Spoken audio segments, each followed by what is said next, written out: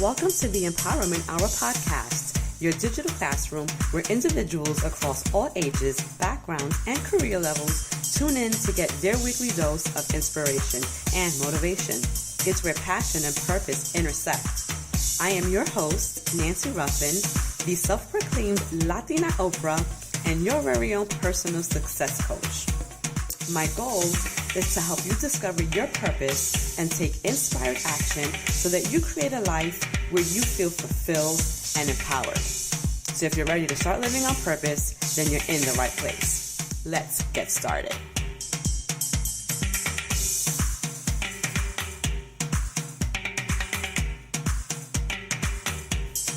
You are tuned in to a new episode of the Empowerment Hour podcast. It's your girl, Nancy Ruffin, and it is the unofficial end of summer, guys. Can you believe it?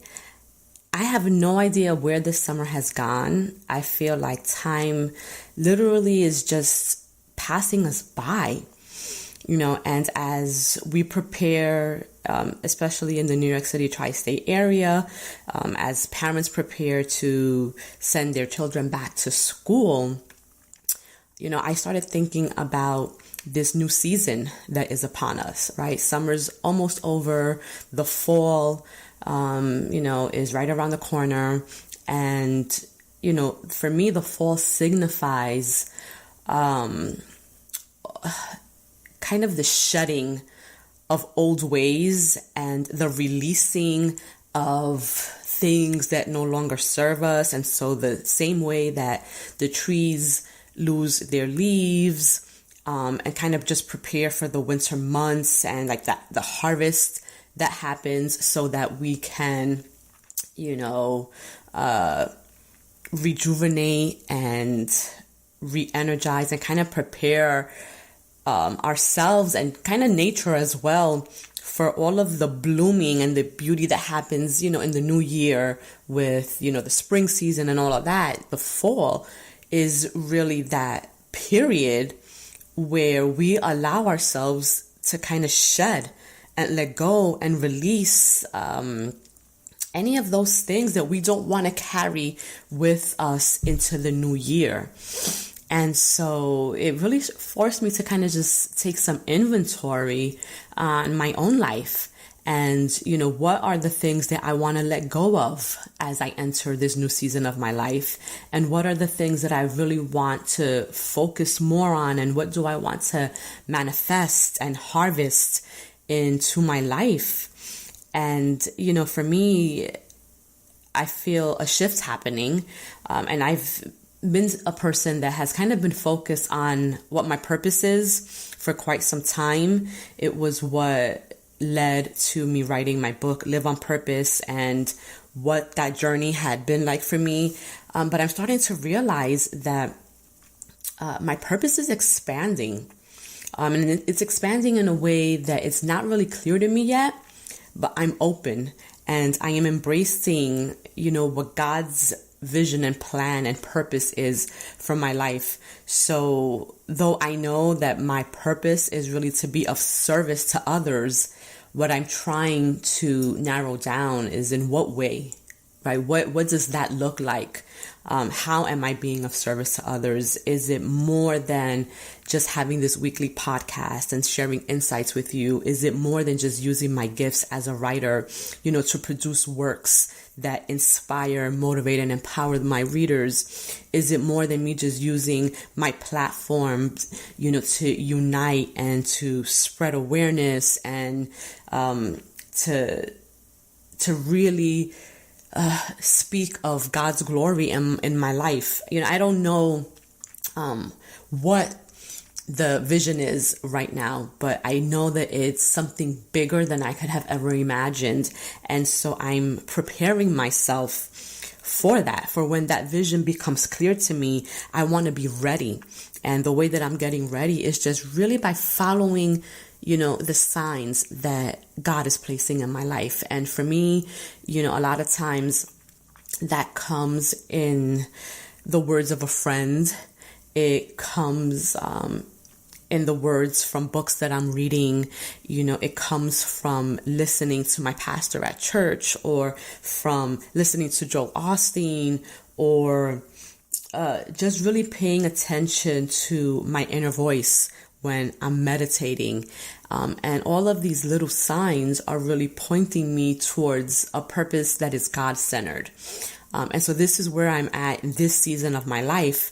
And this week, I interviewed my friend Eileen Carter Campos because she's a teacher, she's a mommy, and I really wanted her to share some of her insight, on how we can prepare and get our children ready, for going back to school. And not just our children, but us as parents, right? Because there's a responsibility that we have to our children, to help them get prepared. And so she shares a lot of her insight as a teacher and as a mom, but as we were talking and as I've been in my own state of reflection, what I really want to share with you all this week is I want you to start thinking about this next phase of your life and this next season in your life and what that looks like for you. And what is it that you need to be focusing on for the last 3 months of this year, so that when comes January and the new year comes, how are you really getting focused and ready for the changes that you want to manifest in your life, right? This year's virtually over, right? We're in September, 9 months have passed. Many of us, started vision boards at the beginning of the year with the things that we said we wanted to manifest. And so where are you with the vision board, right? I want you to take a really good look at that vision board, and I want you to take inventory of the things that you have been able to manifest this year. And then I want you to give yourself a pat on the back, for being consistent and for following through and for making yourself a priority.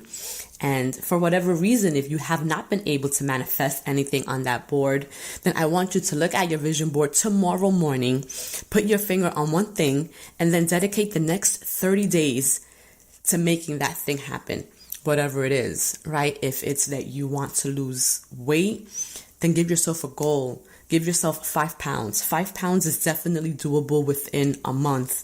And then tomorrow, cut back on your sugar, cut back on your bread. Be mindful of the things that you're eating.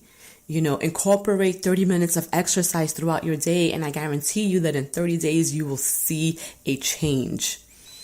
And I know that it's really hard sometimes when we put a bunch of goals, and we have no clear plan on how we're going to accomplish them. So for the next 30 days, I want you to focus on one goal, one thing. What's that one thing that you want to really focus and work on? Because you are so full of potential. There's so much within you that you can do if you just focus on that one thing. I want you to let go of whatever lies you have told yourself. I want you to retrain that inner voice in your mind that says that you can't do it, that it's impossible, that no one else has done it. So what makes you think that you can? You absolutely can. I want you to take a second and just think about some of the things that you use on a daily basis that at one point or another in our history did not exist. The buses that we ride in every morning, the subway that we take to and from work, the cars that we drive every single day, the microwave that we use, the cell phones that we use, the computers that we use, all of these things did not exist at one time in history. Okay, but it took one person with one idea to really just believe in themselves and figure out a way to make these things happen. So if all of these other people were able to do it, why can't you? What is that story, that narrative that you keep telling yourself, the lie that you keep telling yourself that you can't do something? That word can't should be non-existent in your vocabulary. Right? Because the only difference is between can't and can is the letter T. Let go of that T and start retraining your mind into believing that you can and you will. And you don't even have to know how, but once you start working, God starts working. And He will give you the ideas. He will give you the resources. He will open the doors. He will connect you to the people that you need to be connected to in order to make that thing that you want happen. But I will tell you that it's not going to happen if you keep making excuses, if you keep doubting yourself, if you keep letting your friends, your family, your spouse, whoever get into your brain and into your head and make you believe that you are not as great as you are. You are a creation of God. And God does not create junk. He has created you with a specific purpose, with a specific passion. That's a reason why you are here. You are not here by mistake. Even if others want to make you believe that you're a mistake, you are not a mistake. There is intention and purpose for your life. And I need you to tap into that. I need you to let go of the chains that have been anchoring you down to this space of not believing in yourself. Let it go. Release it and believe in your God-given gifts and talents that only you possess. There is no other person in this world like you. Do you think that that's an accident? Even for those individuals who are twins, right? At eyes view, to a person who may not know them, they may be identical, right? But I will tell you that even identical twins have something that separates them from each other. And I say that because I used to date a twin years ago. And for people who didn't know them, they would not be able to tell the difference between these two guys. But I will tell you that they are as different as night and day, and I can tell them apart from blocks away, as crazy as that sounds. But that is because God doesn't make any of us alike. Okay, we're all different in the way that we're made up, in the way that we think, in the talents that we are given, in the way that we respond to situations, right? In the way that our hearts are made up. We are all different. And so what makes you believe that you are not special? You got to let all of that nonsense go. Whatever you have been telling yourself that has been holding you back, let it go and prepare for this new season of change that is happening in your life. I need you to speak words of greatness to yourself. And if you don't know how to do that, then I need you to start with writing affirmations. And if you don't believe those affirmations in the beginning, that's okay. But if you say them to yourself enough times, you will begin to believe them. Okay, so I need you to say, I am enough. I am strong. I am smart. I am equipped with everything that I need to make my dreams come true. I am the child of the greatest God. I have everything within me that I need to live a happy, peaceful, joyful, fulfilling life. I am magnificent. I am wonderful. I am vulnerable. And in that vulnerability is where you can really tap into the core of who you are. There is strength in being vulnerable. Never think for 1 second that vulnerability is a weakness. I am love. I am peace. I am joy. I am anything that I say that I am.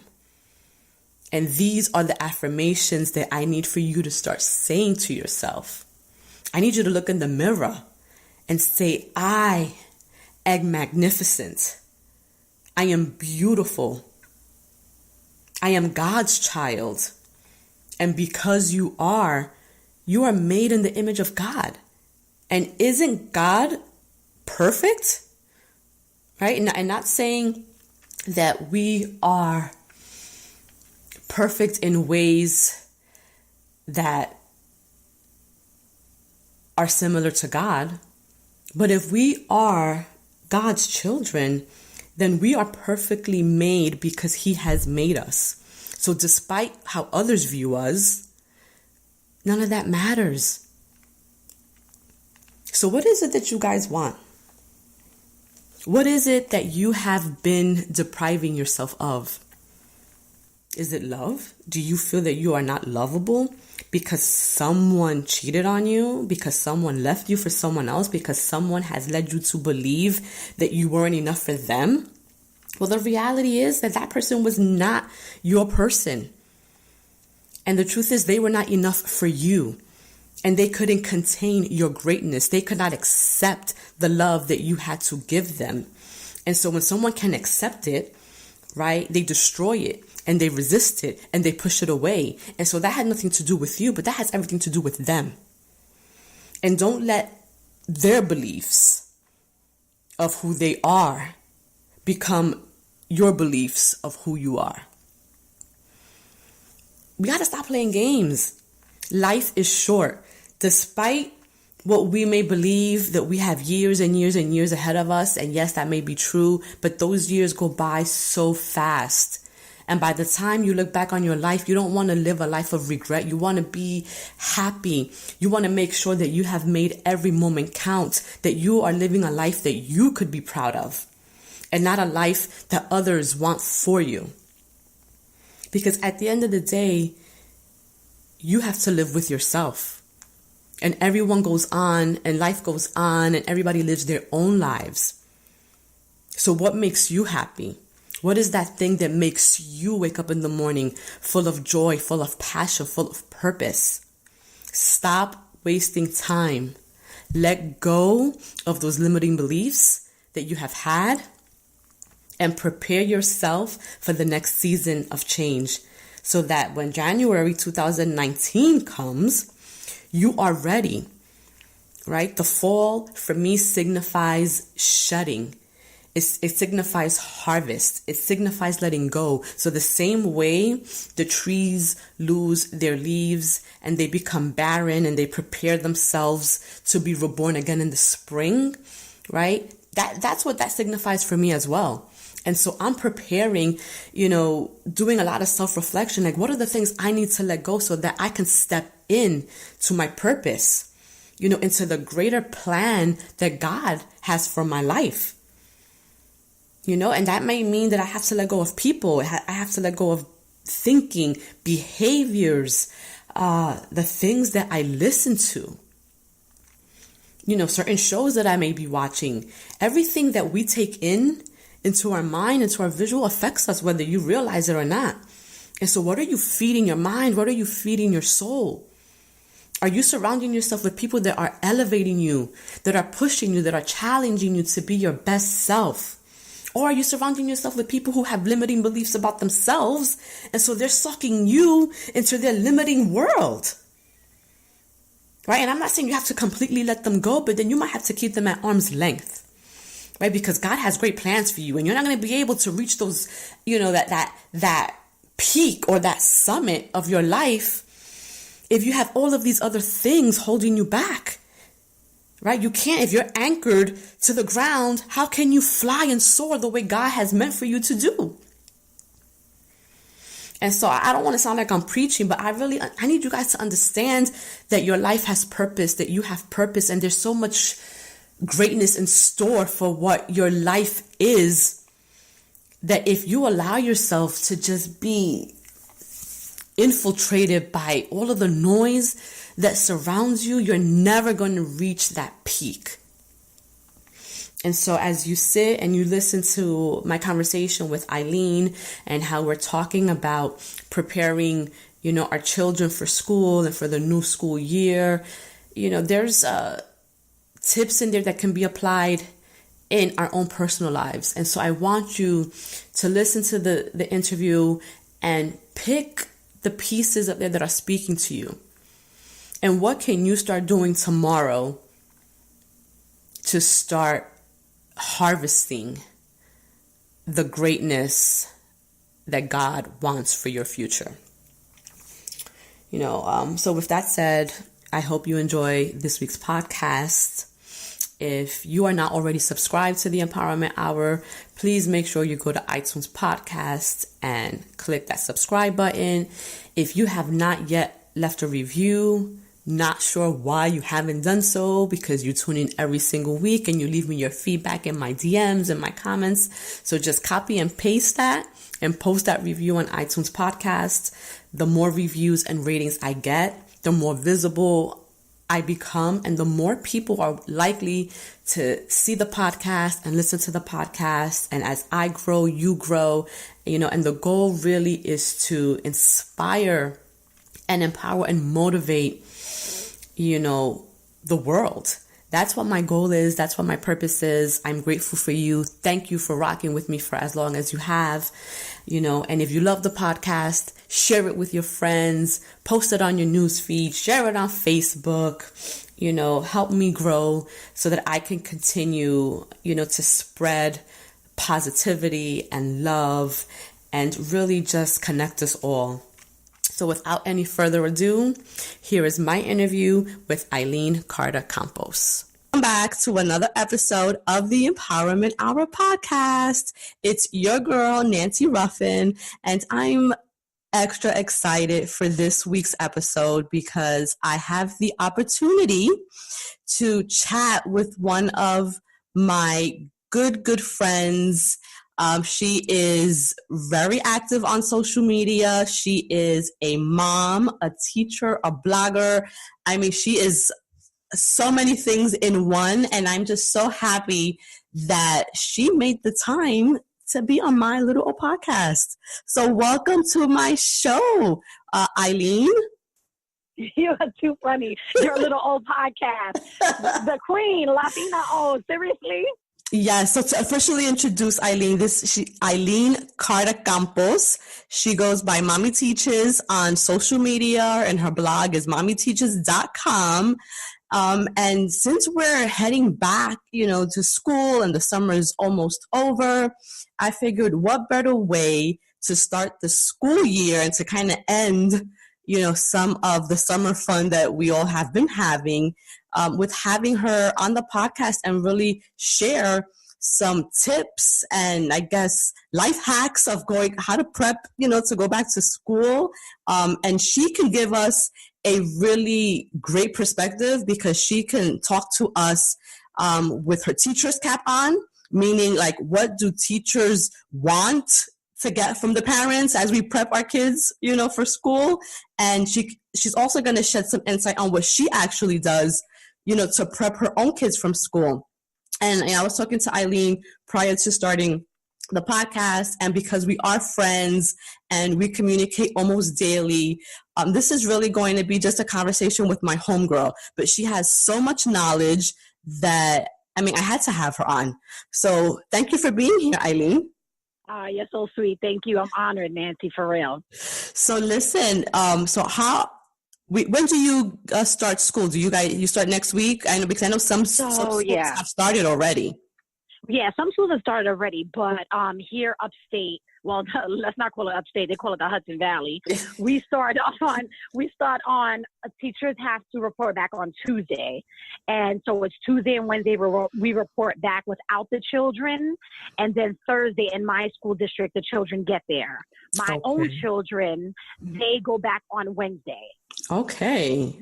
So how have you been, I guess, let's talk from a parent perspective. So how have you been preparing your boys to get back to school? Because I have to admit, I haven't done that much prepping yet. Well, and my daughter starts next week as well.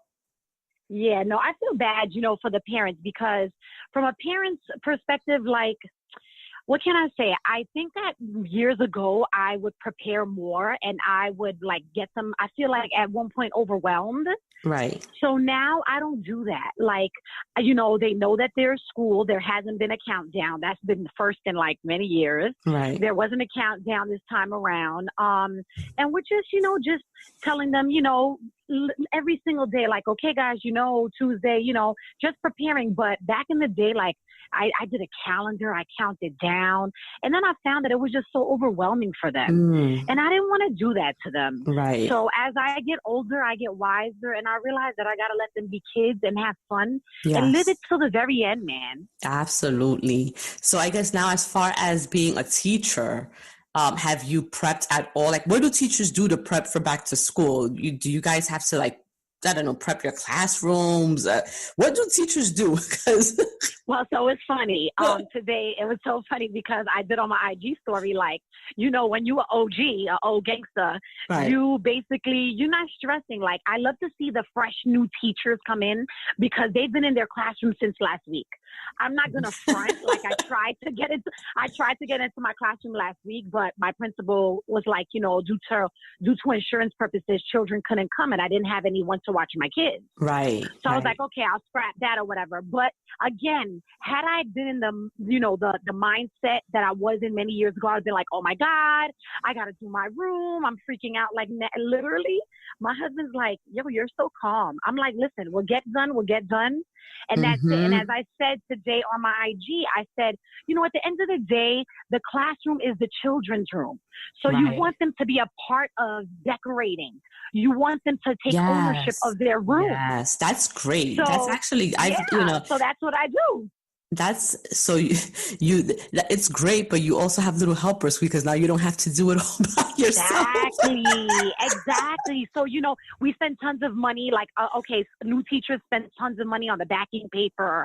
You go to the teacher store, you do the borders. Like me, OG now, I'll take the sentence strips and have them like decorate the sentence strips and make it their own. And that would be like a first day icebreaker type thing, Right. You can gather so much information from that. You can see who are your lefties, who are your righties, who has mastered the grasp or the grip of a pencil. Right. You can see handwriting. It's great when you've been in the profession that long that you are comfortable enough to go in and be like, yo, I got this. This is going to be good.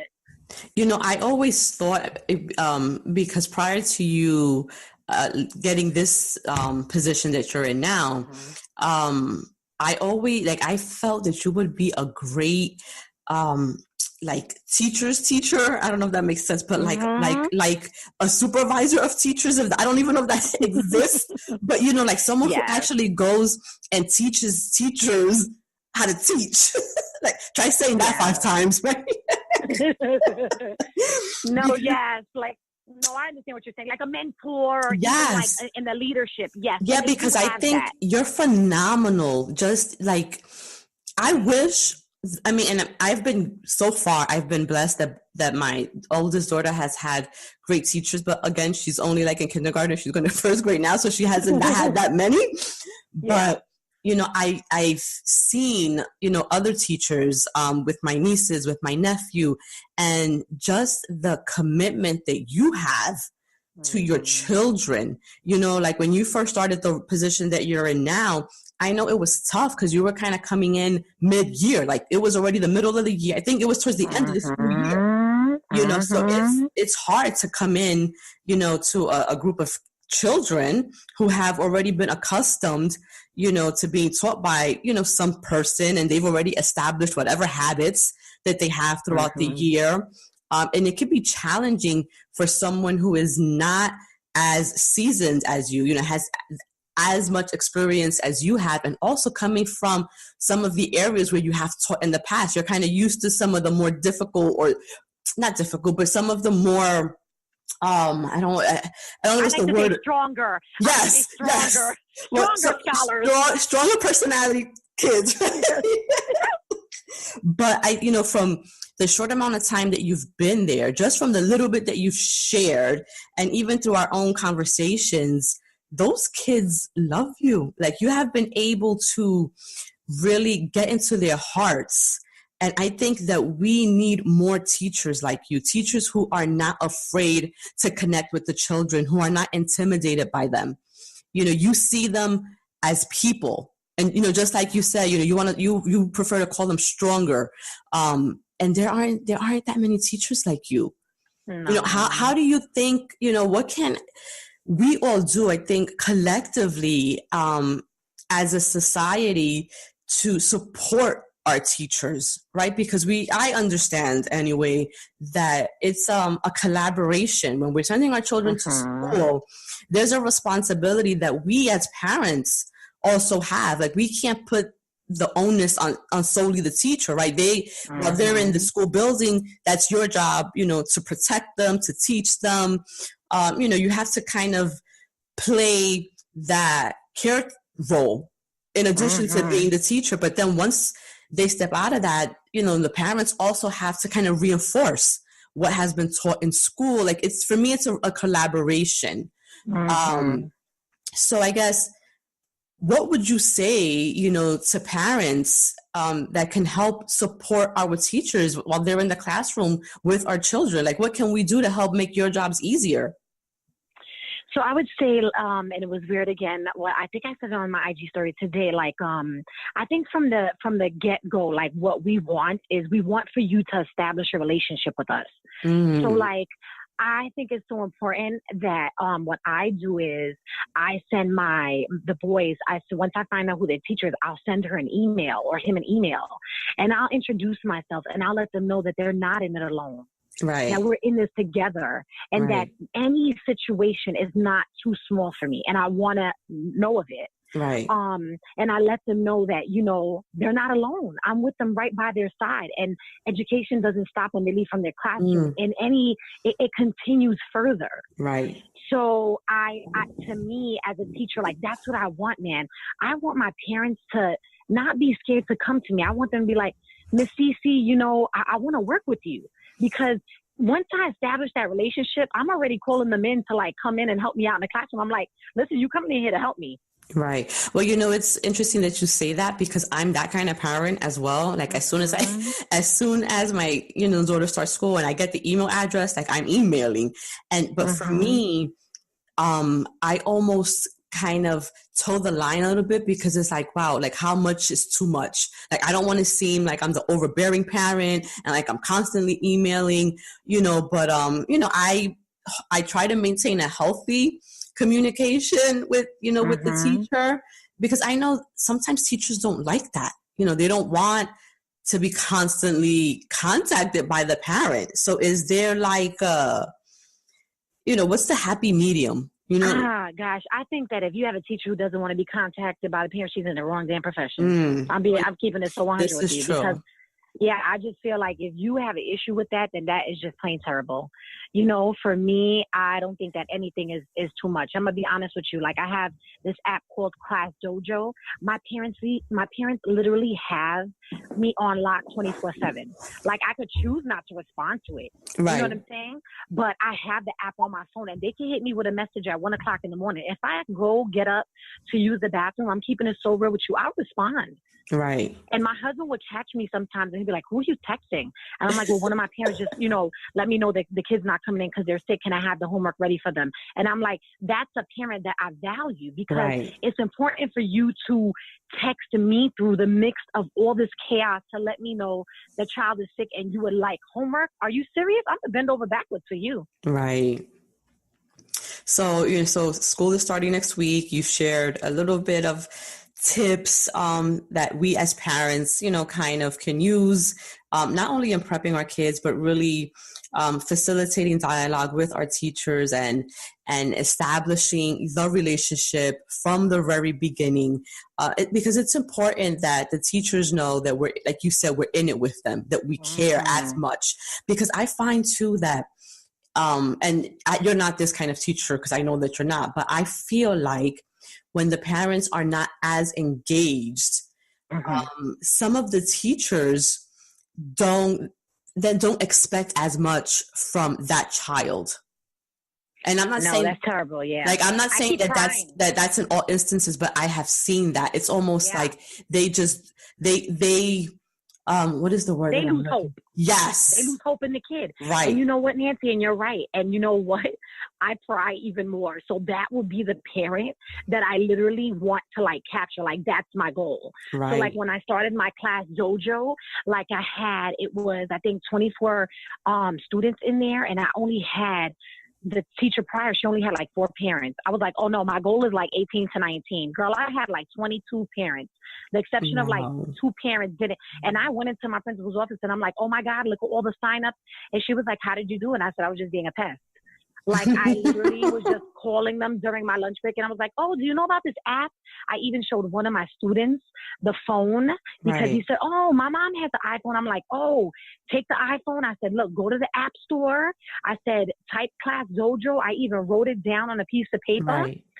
Right, Class Dojo. And the next day, sure enough, he was like, oh my God, Miss Cece. And you know what I did? I'm keeping it so real with you. I gave him a lollipop. I was like, here you go, right here. I was like, here you go, right here. He was like, for real? I was like, yep, eat it after you leave from this classroom, but here you go. And so when you present with a reward too, and showing them, some of them don't know, and their parents don't know. So you might need that model. So that's how I drew them in, and I try. I don't lose hope. Those are the ones who are my goal. That is my goal, to get that parent and get that child. That's the one that I'm aiming for. Why are you that passionate? Like, why do you think that all teachers are not like you? Why do you care so much? You're going to make me tear up. So I care so much because I just feel that having my own son who's been in the hands of teachers who didn't care. But even prior, like, I was always that type of teacher, you know. Teaching has made me realize the parent that I want to be, that I wanted to be prior to being a parent. And then when I became a parent, like, it was even more passionate to me because I saw the type of teachers now that didn't have, you know, the proper training, or even just not even the training. Because someone once told me, you know, Eileen, we train them, but it's not even about training. It's about the heart. So when I saw so many of them that, you know, that drives me more for it's challenging children. You know, it drives me more to see, you know, these teachers who don't give a shit. You know what I'm saying? And it makes me want to give twice as much. You know, so it drives me more to be like, you know what, I'm going to show you that this is how it's done. Right. I wish we could clone you. Like, we need more teachers like you. Because I think even, you know, our public school system, unfortunately, you know, leaves a lot to be desired. Unfortunately, you know, when I was in school, I don't remember having, well, then again, I don't know because I was a child, but like, I remember everything was provided to us from the school. You know, like my parents would buy us, you know, backpacks, of course, you know, regular stuff. Essentials. Yeah, but like, I don't ever remember having to stock up like on paper towels and wipes and the list of items that they send like the first week of school. And like, okay, you have to buy this. And it's like, I don't, you know, it just boggles my mind because like, wow, how have we come so far with our education that we're putting additional burden on our families, you know, to provide these things that should be provided by the school. I mean, when you're talking about paper towels and wipes, right? That's to clean classrooms. How do you not have that in the school? Like, we should not be supplying. We shouldn't be supplying that. In my opinion, like, I can understand supplying, you know, pencils, the notebooks, the things that our children are going to be using. But the fact that we're supplying all this other stuff to keep your building clean is like, it's just beyond my comprehension. I'm wondering if, like, back in the day when we were growing up, were there less diseases and germs, and now there are more? No, I don't. It's the same. I don't. You know, kids are dirty, germy little germs. Like, they're just walking germs. So no, I don't think that there's more. I just don't understand where the money is going. Lack of janitors could be a thing. Lack of janitors also could be a thing, because from school to school, where I've been in 3 schools my entire life. And I've seen that there has been a lack of janitors. So there would have been times when I remember I had a rug, and finally I was like, I want to get rid of my class rug. And somebody's like, well, why? And I was like, because when I come in, it's not vacuumed. Like, that was their job. So little things you saw was not getting done. So I was just like, oh, I'm going to omit that, you know. And you can tell when your room has been wiped down, and you can tell when it hasn't. So unfortunately, as teachers, we also become janitors as well. So when we ask for those Lysol wipes, is because we clean down the desk, we wipe down the chairs. I mean, I know I do. But then that's an additional burden for you guys. You know what I'm saying? Like, that's a whole nother job. You know what I mean? Like, that's a whole other job. So on top of the fact that you're already, you know, teaching for 8-9 hours a day, now you have to do someone else's job. Someone that, you know, someone else should be doing that. Yep. Absolutely. People don't know, Nancy. Look, anyway, so, you know, so let's just kind of shift the conversation here a little bit, because I want to talk a little bit about the mommyteaches.com blog. And, you know, how did that how did you get into blogging? Oh gosh. Well, I always was a journal writer. I always wrote, but I never thought of myself like as a writer, even though I used to apply for contests in high school and stuff like that. And then again, just with my son, like I documented everything, just him, like the medicines he was, on, right. just the diagnosis and things like that. And then I was like, you know what? Maybe it could help somebody, so what I did was I reached out to someone who had started like a beta site, and they were like, oh, you can get, paid to blog. And I was like, what? And at first I was like, this is BS. I'm sure this is a lie, but then finally, the editor wrote me back and she was like, could you pull up, write about this or whatever. And I was like, sure. So then like after a couple of months, like a couple of people would ask me like, do you have a platform? And I was not tech savvy. So I'm like, well, what are they asking me? Right. What's a platform? Like, I didn't know. Yeah. So I'm like, what? And then so finally someone's like, no, like your own website.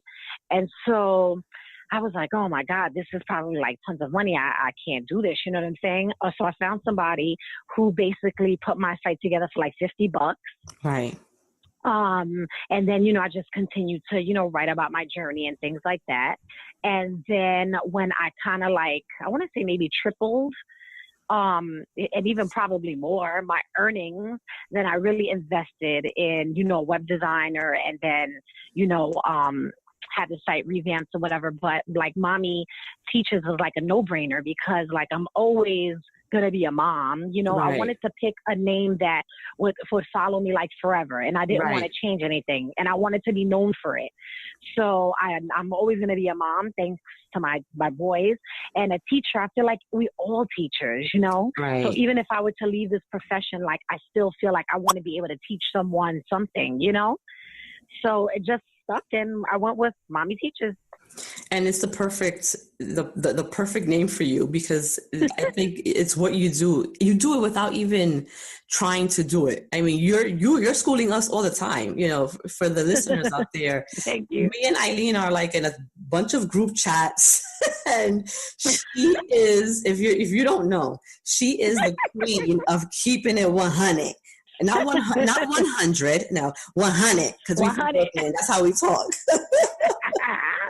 But, one of the things that I really love about you, though, is that authenticity about you and the fact that you tell it like it is and there's no fucks given, like that whole attitude that you have. I think, for someone who may not know you, initially might get put off by that, but it's also the very thing that makes you so endearing. I mean, at least to me, because I appreciate people who are honest, and genuine, in however they feel. I mean, and, there have been times where you have, provided your opinion to me about certain things that I've said or done, and we don't always agree.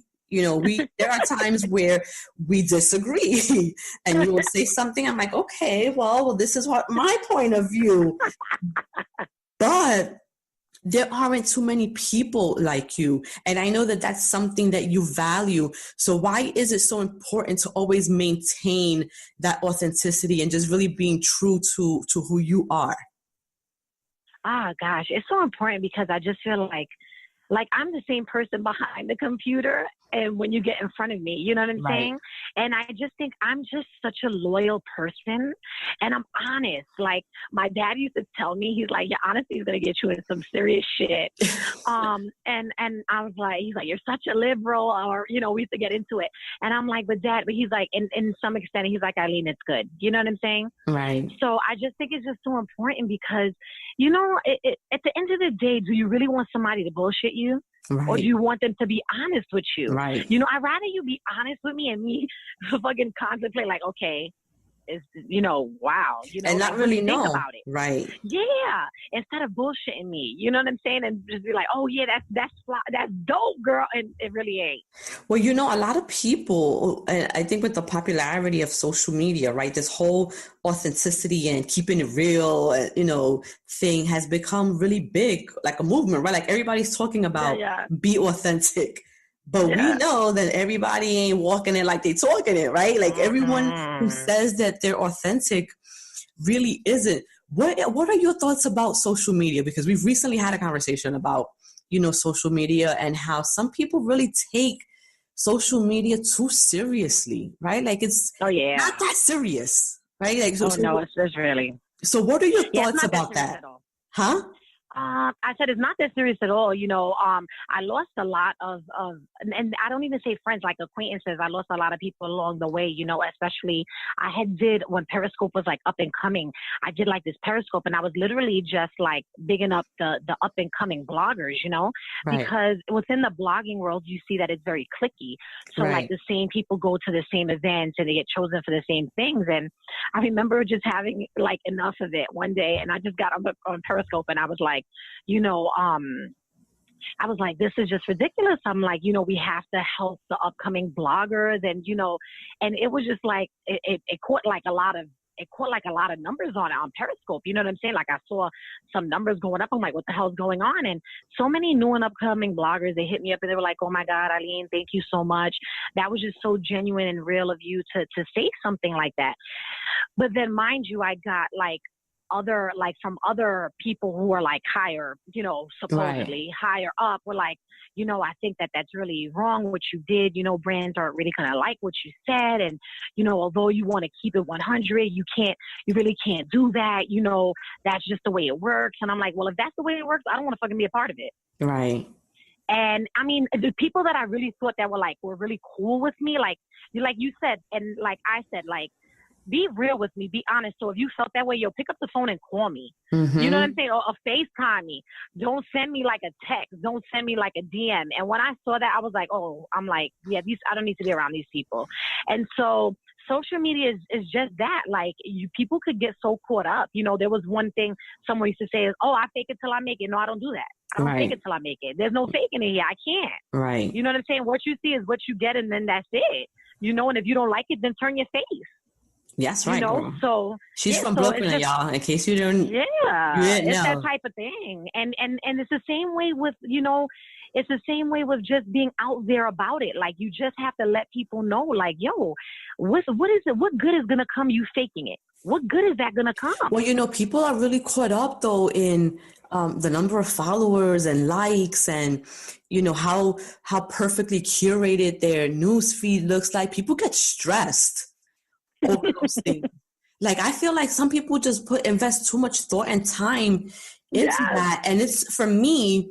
I mean, I use my social media as a way to like an extension of my brand, but really my brand is just my life. You know what I'm saying? Right. It's just me showing what I do on a day-to-day basis. It's not like I'm pretending or like I don't even care what my feed looks like as far as aesthetics. You know what I'm saying? Like I don't really pay attention to that. I think probably now I'm paying a little bit more attention to it, but for the most part, I'm just posting what I want. Like in that moment, whatever I'm going through, or whatever I feel like I want to share with people that I think might benefit or help or inspire. But it's just my life. Like I'm not sitting searching for like the perfect photo or just like, I think people just create their own stresses for no reason. Like it's not that serious. It's not. And when you give it too much thought, that's when it becomes unauthentic. Right. Because then you start assuming like, oh, this is what people are looking for. If you just post up what you are and who you are, then that's it. People are cool with that. I follow somebody more of them being authentic than them on some real type, oh no, this photo got to be this way, or more to the left or more to the right. Oh, hold on, let me get this pose right quick. That's ridiculous. Yeah, it's funny that you say that too, because I'm more drawn to the not so perfect newsfeed. You know what I'm saying? Like I want to see what your day-to-day life is. I don't want to see you in a beautiful outfit all the time and your makeup all done, like whatever. If it's like once in a blue moon and you're like, yeah, wow, you look really great, but I want to see what you look like on a day-to-day basis. What's your work ethic like what are you doing? How do you make it through the day? How are you balancing all of the different things that we know we have to juggle? I mean, especially you and I, because we work, we're married, we have kids. We write, like, you have a podcast, I have a podcast. Like, we do all of these other things, right? And I think that we both do a really great job at showing people what our lives are like. Right. And that for me is, that's what inspires me. Like, that's what I want to see. I don't want to see your perfect photo every single day. Exactly. Because it's not my reality. You know what I'm saying? Like, that's not my reality. Right. I'm not looking perfect every day. There's days where I look better than others, yes, but I am not looking perfect every single day. You know what I mean? Which is why, like, you could catch my stories, and if you catch my stories from the morning to the night, you see the difference, right? The morning, I am alive and chipper, and I look, I have my face put on, and by the time I get home, all that is like off. You know what I'm saying? And Alexa's on fire at night. Exactly. That's the best. And and so I appreciate people like that. Like, those are the stories I want to see. That's what I want to see on your news feed. I don't want to see perfection every single day, because life is not perfect. Nope. And you probably took 100 photos to get that one perfect picture. And then not only that, like the filtering that you've done, and the cooking, and the this and that. You know what I'm saying? Like, it's just that's crazy. Thinking about it makes me stressed. And it drives them crazy. It literally drives people crazy, and then it drives them to be like, that's it, I'm done. And then, it's the same bullshit. It's repetitive. You can't just live your life, and that's it. Take a photo, put it up. You know what I'm saying? And that's it. Girl, we tell them, but they don't be hearing us, right? Because we still be seeing, like, the stress. But before I let you go, I actually wanted to just kind of touch on something that I just briefly brought up. How do you balance it all? How do you make it all happen? Because you're busy, like, I know. And you do all of this, and then once school starts, girl, you be in bed by 8:00. So how do you do it all? Because my night, when I have to do, like, when I do my podcast and everything else that I do, happens after 8 p.m. when my kids are asleep. But you're asleep at that time. So, like, how do you manage to do you do so much. Your boys are really active, like, they're social. Your oldest is like a teenager now. Last year he was attending dances, and he's a chef. And then you have, Carter, who, he's into motocross and sports and all of these different things. Like, how the heck do you do it? Well, someone once said that balance is bullshit, and I don't agree. I agree that I feel that there can be a balance. Right. And so I think the way that I do it is I'm very routinized. I'm very structured and organized as well. I give a prime example. Like, when I applied for this job, right, they said, okay, you need 40 minutes to execute the lesson. Girl, I executed. When I was out, she was like, how did you do that in 40 minutes? And I was like, listen, just let me know. Like, that's just me. You know what I'm saying? So what I do is, like, I'm a planner at heart. I plan ahead. And although some things, you can't plan, and some things, they fall through. When I was younger, it used to drive me crazy more. Now, as I get older, I'm better. And I realize that shit's not perfect. And if it doesn't happen, it doesn't happen. Whatever I don't get to today, I could just get to tomorrow. I got a lot of lists, on my desk. I write a lot of lists. And like I said, I prepare the night before. Like, we all know what we're wearing for school and for work, according to the weather. We check our weather app. Also lunches. Like, it's funny. I say I'm like a restaurant. I ask them what they want for breakfast, what they want for lunch. My husband leaves at like 4 a.m, and usually I stay up. He gets upset at me, but I stay up because I just want to, be able to. I lay in my bed. I say a prayer. I meditate. I take that time. I didn't even know I was fucking meditating, and Lauren and them told me I was meditating. I didn't know I was meditating. So I just, breathe, and I relax and stuff like that, and then I just go about my day. I have that time to, reflect and be thankful for the day, and what's ahead. And when they're up, I'm refreshed, and, the day just goes according. I saw me out before I leave work. Like, this is shit that I have to think of, because I know that when I get home, I don't want to come home to chaos. Right. And you said something the other day in your Instagram story. You were like, make sure that your negativity from your day, you don't bring into your household. Right. So like, as a teacher, there's tons of stresses. Did I do right by this child today? Did I execute this lesson like I wanted to? Did I send that email out to that parent? So you come in sometimes and you may feel a little bit defeated. So you don't want to come into more chaos. You understand? So I already had, my meat thought out. I'm texting my husband throughout the day, like, if you get inside, homeboy, start dinner. Right. And he'd be like, I don't know how to do. Let me send you a quick memo, homeboy. And so I let him know. And so usually when I walk in my house, dinner is practically half done. Right. Homework is done as well because the children know the routine. Right. You have to set that routine too, Nancy. And it's so true because I'm just like you. And that's why when people ask me, how do I do it all? And everything that you've just said is the same thing that I do. Like for me, my prep day is Sundays, so Sundays I'm doing everything. I look at the weather for the week and clothes are ironed and put out for the week for me, for my kids. And of course, we know that the weather is not always 100% right. Right. But on those, I always go by the 80-20 rule. So I'm going to make sure that I'm prepared 80% of the time. So that if you have those outliers, so for instance, if maybe I chose an outfit for Wednesday because they said it was, I don't know, going to be nice and warm and sunny, but then it ends up being cold and rainy, then all right. So that's one out of, I don't know how many times where I might have to then last minute, find a change of clothes. But for the most part, everything is done on Sundays. Right. Clothes, like you said, lunches, everything. Yeah. So that when we get up in the morning, it's like, all right, guys, let's just get ready. Let's, and let's go because everything is on a time schedule. And I make lists. I figure out, what I have to do each day. And then you kind of just, walk through it. And that's really, that's how women like us get it done. It's just knowing what and you have to prepare to the children. Right. Yes. I say talk to the kids too. Like I never make appointments during the week unless I have to do a well visit or one of the kids gets sick. But I always prepare them as well. Like I'm like, if something comes up, I'm like, tomorrow this is what I'm doing. I'll be home at this time or a little bit after this time. Sometimes I don't even give them a time. I'll be like, I'll be here after 4:30.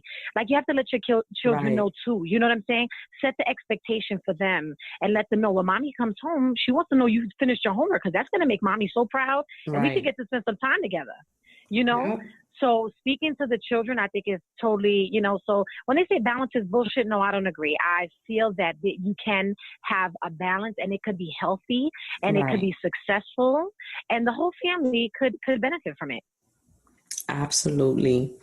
Yeah. Well, Eileen, I'm going to let you go because I've kept you far longer than what I said. And I know that we're both busy and we need to get our rest. But I appreciate you making the time out to, to chat with me and to really provide such great feedback to the listeners of this podcast, because where our kids are going back to school next week, and you've really provided us with some insight from both parent perspective, teacher perspective, and at least from my own point of view, have given me great ideas of how I can continue that communication with my child's teacher and really foster that relationship.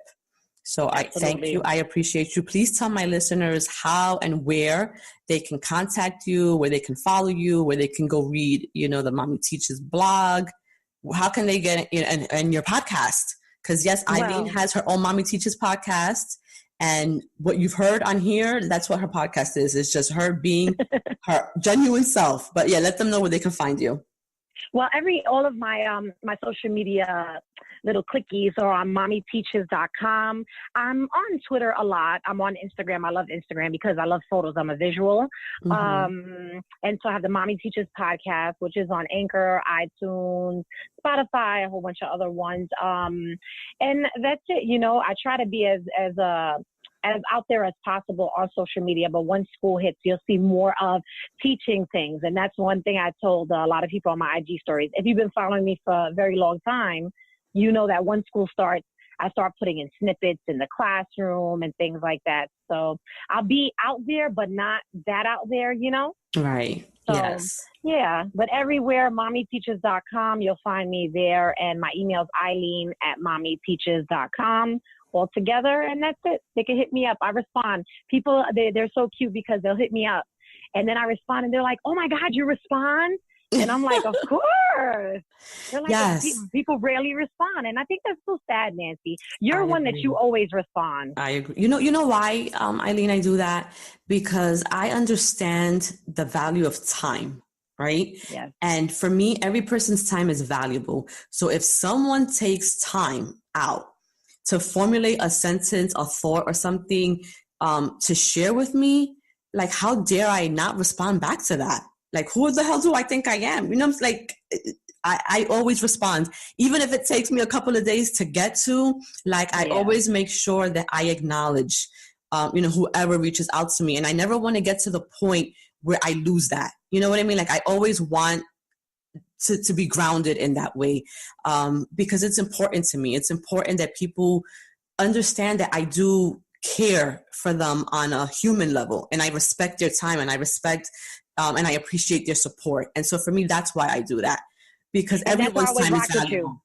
What was that? That's why I always rock with you, because I feel like you said, if someone has the time to reach out to you, and you reach out to them, to me, that's a genuine, authentic person who knows the value, like you said, of time. Right. So that's why I fuck with you, because you're just amazing like that. Well, thank you. And I think that that's why, why we have connected in the way that we have, because it's like they say, real recognizes real, right? And so Hello.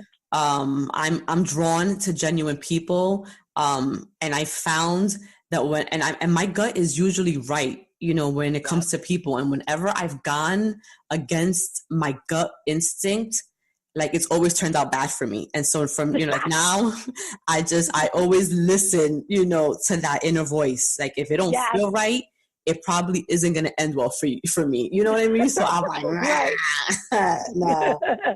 Thank you so much, Nancy. I'm honored. Honestly, I listen to you. I've been following you out for years, and honestly, you are just amazing. And you're such a wealth of knowledge for all women, and just you stress the importance of women supporting women, and I think that that's just amazing. Anybody who does that, I wanna be on their team. Thank you. Yes, and we are on each other's team. You're part of my tribe. I'm part of your tribe. And we're just going to continue building. My goal is to have like a worldwide tribe of women that do what we do for each other, the way that we support each other, the way that we come together for one another, the way that we have built a genuine friendship off of social media, because that's how you and I met. And it has evolved from a social media friendship to a real life friendship where we're vested in each other's lives. Like, we know about each other's children. We know about some of our struggles. You know what I'm saying? Like, we talk on a lot, almost daily basis. You know what I mean? And we share a lot. And it's important for women to understand that another woman is not your competition. Nope. We all go through the same exact thing. Your fears are my fears. The things that keep you up at night keep me up at night. We both, we're mothers. We care about our kids. We want them to be happy and safe and protected. Like, we all want the same things. I never want to feel like I'm in competition with another woman. Like, nope. You're you and I'm me. Like, how can I compete with you? Like, I'm never going to be Eileen. You know what I mean? Like, never. And you're never going to be me. So the concept of competition to me is just so, I don't understand it. Like, I can only be me, you can only be you. And together, the goal is that, we create something great that we can put out into the world. Right? That's the goal. Absolutely. I'm with you, Nancy. Like you said, we share the same worries at night. And, just because this was based on going back to school, I just wish everyone listening, all the parents and the children, a safe and a happy school year. During the school year, we always hear of like difficult things that happen, or these shootings and things like that. And I just pray that this year we have a great school year where there's nothing going on in any schools and anywhere in the country. And I just want children to be able to go in and be safe. Absolutely. And if the teachers have to protect them, any teacher listening, know that when you step into that classroom, it is your duty to protect those children. I don't care what anybody says. It's your duty. And for me, those children are my number one priority. Right. Well, thank you so much for sharing all of your knowledge. It was a pleasure. And I hope to have you on again in the future. So I'm going to be bugging you. Thank you so much, Nancy. An honor. Thank you, honey. All right, babe. Have a great night. You too, Mama. Take care. Okay. Bye-bye. Bye-bye. So I just want to thank Eileen once again for being on. It's always so much fun for me when I'm able to have guests who are friends and we can really kind of just vibe. It's it's just easy conversation, easy dialogue. And she shared so many great, tips and things, especially for those of us who are preparing to send our kids back to school. It's never easy, and I remember, for those of you parents who are preparing to send your kids to school for the first time, right? So they might be entering pre-K or kindergarten. There's such anxiety that comes with leaving your child with a stranger, right? Because that's what the teachers are. You're basically going somewhere, placing your child in a room full of other strange little kids with a stranger.